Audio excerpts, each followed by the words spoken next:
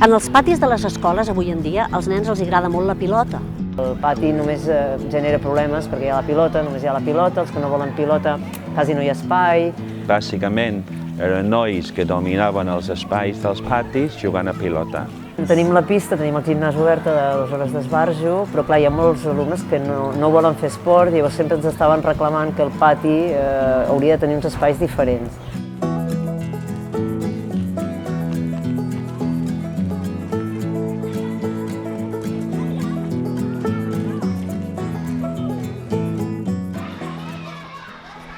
El projecte Pati sorgeix de la necessitat que vam veure en reformar una mica el pati. Abans aquest projecte Pati era un pati normal i corrent. Sempre estàvem jugant a bàsquet o a futbol i a la gent que no li agrada jugar a aquests esports doncs s'anava a les ombres a parlar. En principi la idea i la proposta va sorgir de l'escola, dels mestres, però de seguida van voler implicar tot l'alumnat, preguntant-los doncs què en pensaven del seu pati, i les famílies. Ho decidíem els alumnes segons les nostres preferències. Vam tenir en compte jocs respecte al gènere, és a dir, quin tipus de jocs ens demanaven els nens, quin tipus de jocs ens demanaven les nenes. Era en cap de setmana, sobretot, que venien les famílies que podien. Ara han posat una taula de ping-pong. A mi el que més m'agrada és el rocòdrom. També han posat un vaixell. Ara hi ha més coses per divertir-te al pati. I també han ficat aquí un chill-out, és com una zona de relax. El projecte s'ha desenvolupat en una mena de joc co-creatiu d'anar fent entre tots. Era un projecte que aquest espai era com molt... que no es feia servir, era com un lloc abandonat de l'escola. I per això vam pensar en intentar veure com planificar aquest espai perquè fos útil per l'institut.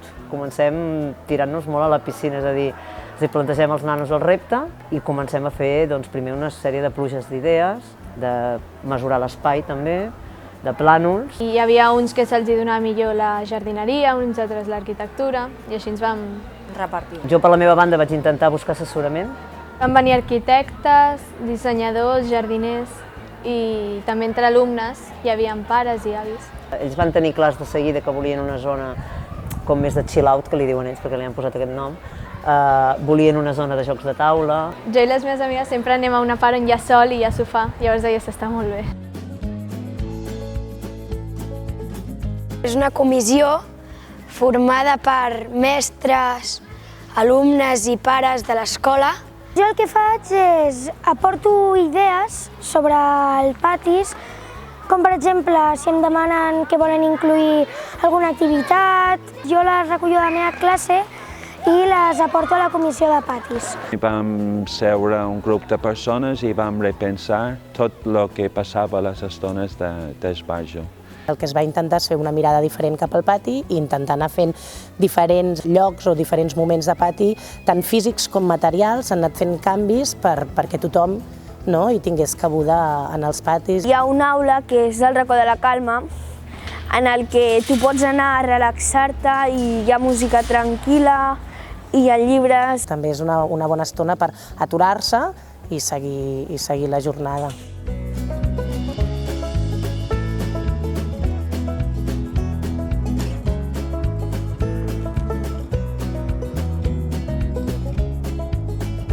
El pati s'ha fet a partir de les seves propostes. Per tant, ara és un pati que ells han demanat, és un pati que ells han ajudat a construir i realment es nota. Quan hi ha més activitat a les estones d'esbarjo i més activitats organitzades per alumnes, la convivència a l'escola està millor.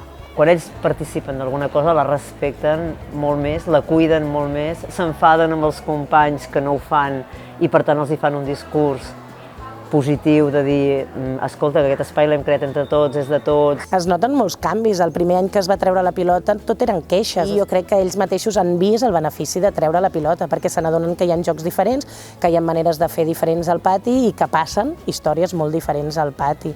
En aquests moments, cada nen troba el seu espai i, per tant, la conflictivitat del pati s'ha reduït pràcticament a zero. T'impliques en alguna de l'escola que no és només els estudis i és com més divertit, potser fa l'escola més divertida. És com treballar perquè hi hagi gent que no s'avorreixi a l'escola, pugui jugar el que vol i no hagi de jugar sempre a pilota. I jo trobo que està molt bé.